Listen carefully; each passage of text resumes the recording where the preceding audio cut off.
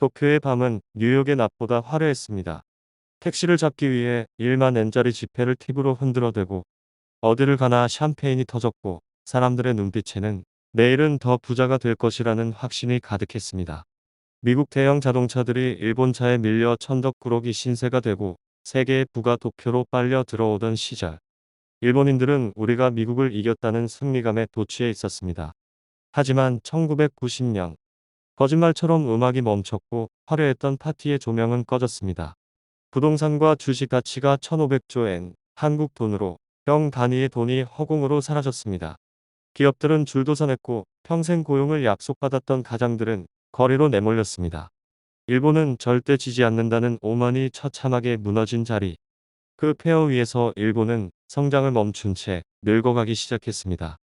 그리고 지금 그 30년의 청구서를 받아든 일본의 현실은 과연 어떤 모습일까요? 뉴스는 일본의 시계가 1990년대에 멈춰 있다고 말합니다.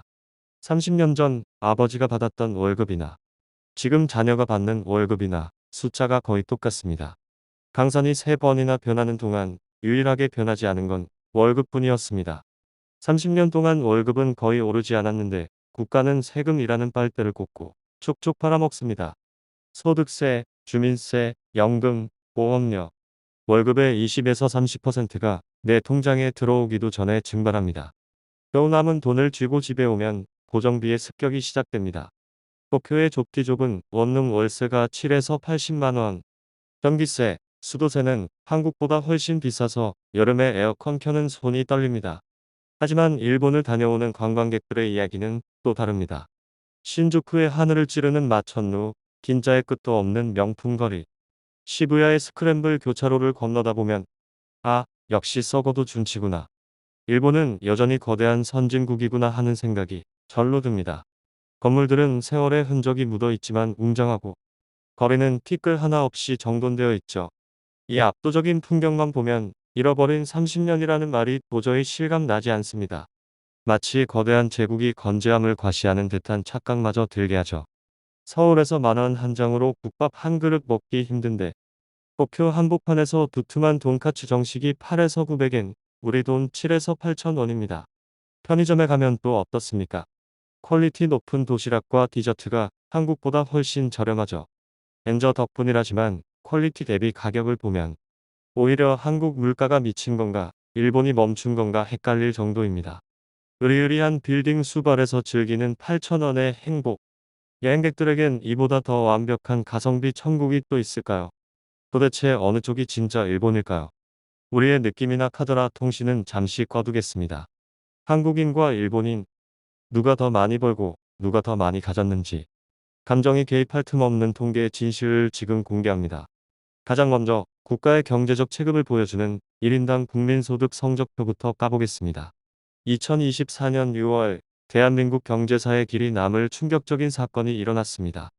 한국은행이 발표한 성적표에 따르면 대한민국의 1인당 국민 총소득이 36,194달러를 기록하며 사상 최초로 일본을 제쳤습니다. 건국 이래 도저히 접근도 할 수 없을 것 같았던 일본.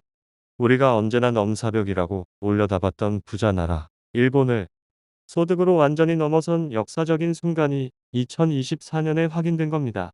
어떤 분들은 엔화가 싸져서 일시적인 거 아니냐고 묻습니다. 하지만 진짜 무서운 진실은 따로 있습니다. 물가 수준을 반영해 실제 생활 수준을 보여주는 실질 구매력 기준으로는 이미 2020년에 한국이 일본을 추월했습니다. 명목소득은 2024년 발표로 역전 확정, 실질 소득은 이미 2020년에 역전 종료. 즉, 통계적으로 한국인이 일본인보다 돈을 더 잘 번다는 건 이제 부정할 수 없는 현실이 되었습니다. 자, 다음으로 통장 잔고와 집문서를 합친 양국 국민들의 진짜 덩치, 가구당 순자산을 비교해 보겠습니다. 2026년 현재 우리가 마주한 성적표는 생각보다 훨씬 더 충격적입니다. 자, 화면의 표를 한번 보시죠. 현재 기준 한 일 가구당 순자산입니다. 빨간색 한국 막대가 일본보다 압도적으로 높습니다. 중위값, 그러니까 딱 중간에 있는 사람 기준으로 보면 한국이 일본보다 무려 2.1배나 더 많습니다. 이 숫자만 보면 이런 생각이 드실 겁니다. 와, 일본이 30년 동안 제자리 걸음하더니 진짜 쪼그라들었구나.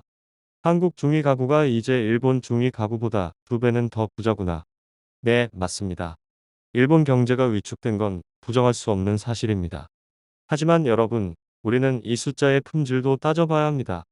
한국 자산의 70에서 80%는 무엇일까요?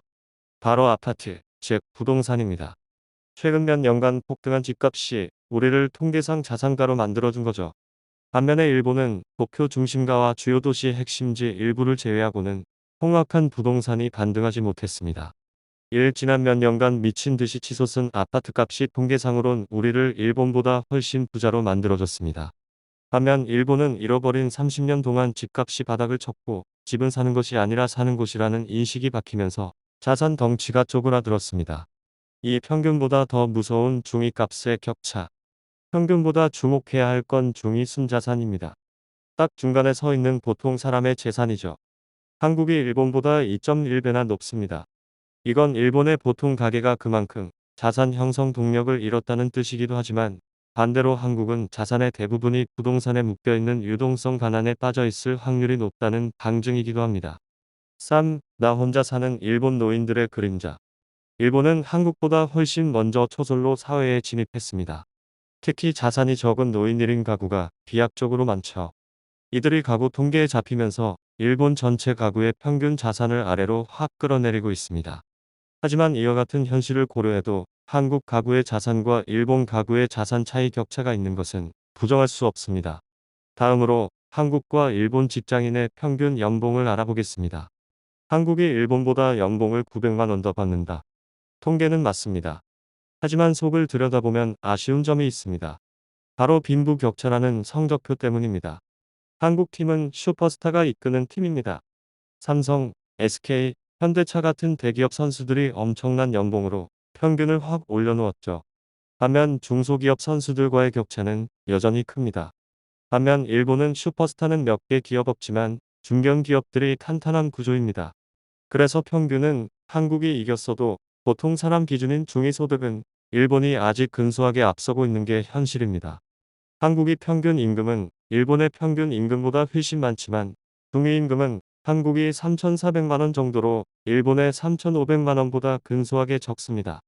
일본 경제의 문제는 명확합니다. 30년 동안 월급이 안 올라서 전 국민이 다 같이 조금씩 가난해지는 하향 평준화가 진행 중이라는 점이죠. 반면 한국은 어떻습니까? 성장은 일본을 압도했지만 그 과실은 골고루 나눠지지 않았습니다. 삼성전자, 현대차, 하이닉스 같은 대기업 직원은 일본보다 훨씬 잘 살지만 전체 근로자의 80%가 일하는 중소기업의 현실은 여전히 팍팍합니다. 하지만 이 숫자도 머지않아 과거의 기록이 될 가능성이 매우 높습니다. 진짜 무서운 건 현재의 위치가 아니라 속도와 방향이기 때문입니다. 지금 일본 경제는 그야말로 동결 상태입니다. 일본의 명목 소득은 최근 4년 동안 성장은 커녕 오히려 마이너스로 떨어지고 있죠. 다 같이 평등하게 가난해지는 하향 평준화의 늪에 빠진 겁니다. 반면 대한민국은 어떻습니까? 양극화라는 숙제는 안고 있지만 전체적인 임금 수준은 매년 가파른 우상향을 그리고 있습니다. 중위소득도 한국이 앞서는 시기는 2026년 올해나 내년이 될 가능성이 높습니다. 지금까지 소득, 자산, 그리고 임금 격차까지 한일 경제 성적표를 낱낱이 파헤쳐봤습니다. 결론은 명확합니다. 일본의 중산층 서민들의 경제 수준은 천천히 하지만 확실하게 뒤처져 가고 있습니다. 잃어버린 30년 동안 일본은 안정을 택했지만 그 대가는 참혹했습니다. 임금은 멈췄고 자산은 쪼그라들었으며 국가의 성장판은 닫혔습니다.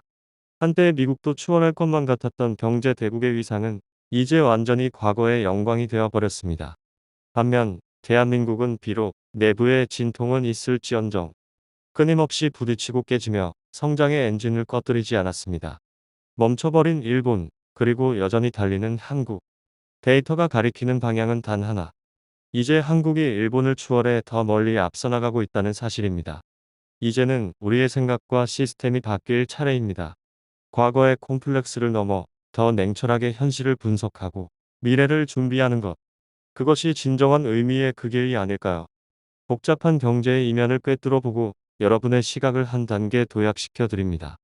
지금까지 세상을 보는 새로운 차원 퀀텀피어였습니다. 구독과 좋아요는 더 깊이 있는 분석을 만드는 큰 힘이 됩니다. 감사합니다.